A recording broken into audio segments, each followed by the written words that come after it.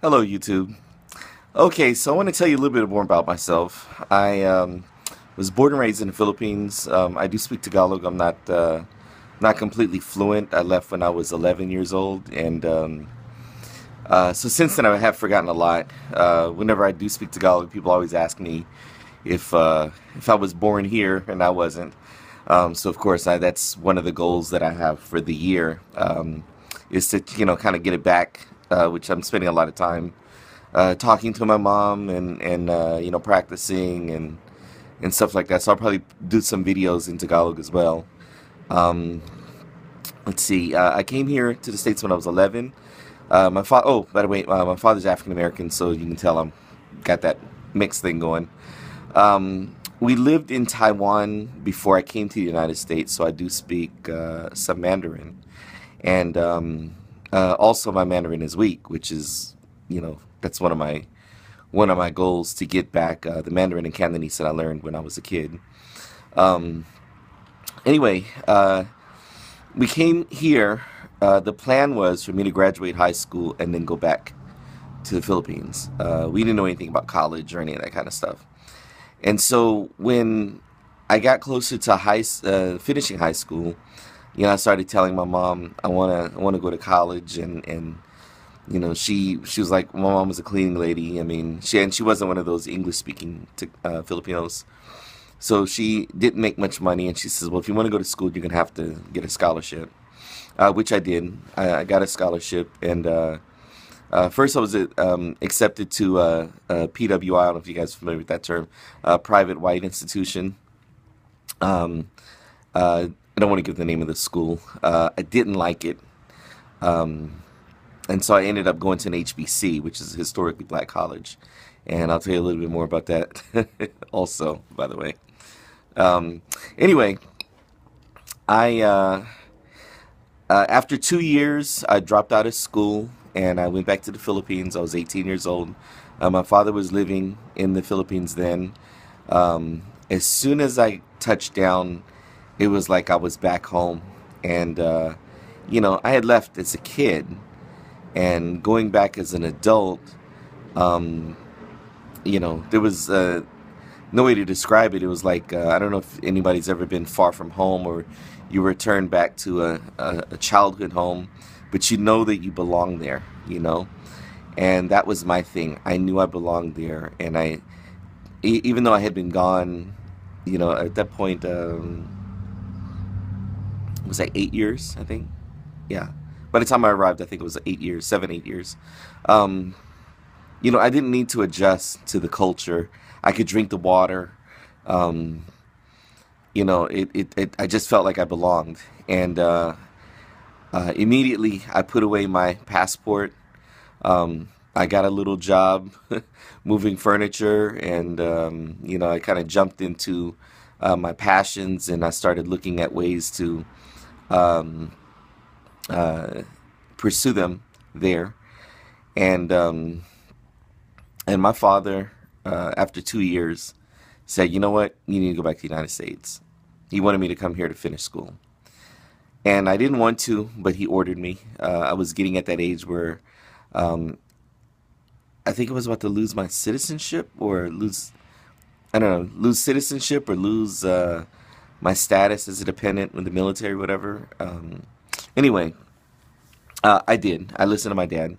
I came back, you know, bounced from HBC to HBC until I finally got another full scholarship. And I finished school, and I just never got a chance to come back. I did buy property as soon as I started making money. But, one thing led to another, and I said, okay, by the time I'm 25, I'm going back. I didn't go. By the time I'm 30, I didn't go. Matter of fact, by the time I 31, I had children. And right after my daughter was born, my ex and I broke up, and I had custody of the kids, and she wouldn't let me leave. So, not at least not with my children. And so I was kind of stuck. And as I got closer to 40, baby boy was born. And so, just one thing just kind of led to another. And that's one of the things about pursuing goals that You can't let things get in the way, and that's what happened with me. I lost a lot of time, and I had already made the decision to go back, but the closer I get to uh, the date that I plan on leaving, I start meeting people that are retiring and going home, and they're all in their 60s, late 50s and 60s, and I was like, I don't want to wait till I get to that age. I want to go there when I'm still young and still able to, pursue my passions and things like that. Uh, there was a point I was going to make about going back. Oh, yeah, you just can't let anything get in your way, and that's one of the things that happened to me. I let too much time get away, and so now I'm just at a point where whatever I don't have, I'm just not gonna have it. Um, so even though I say that I'm retiring and going back home, I'm retiring from working the way that we work here in this country. In the Philippines, you don't have to work that hard to make money, as long as you know how to make money. And that's one thing I've learned here in the States is how to make, how to save, how to spend frugally, um, and then how to make money with what I enjoy doing, which a lot of people, very few people, have learned to do. And the great thing about the internet is that there are so many ways to make money without having to rely on the local economy to make your money. So literally, you could sit in a third world country and make money off the Western world with the internet. And that's another video. We'll talk about that later. But I have some online businesses already in the making um, that I'm already making money with. That's what I'm trying to say. And all I'm doing right now is just well, East Coast we call it stacking. So I'm just stacking my money, and so that when I go home to the Philippines, it's not a big rush for me to get these businesses going. Um, but anyway, looking at the time, it's like 7 minutes, and I know I want to keep these videos under 10 minutes. So to tell you a little bit about this business that I have that I'm working right now, I consult with security companies, and I'm working at a site for one of my clients. I do several functions for him, invoicing, sales. I write RFPs, things like that. So I was able to negotiate myself a pretty sweet deal.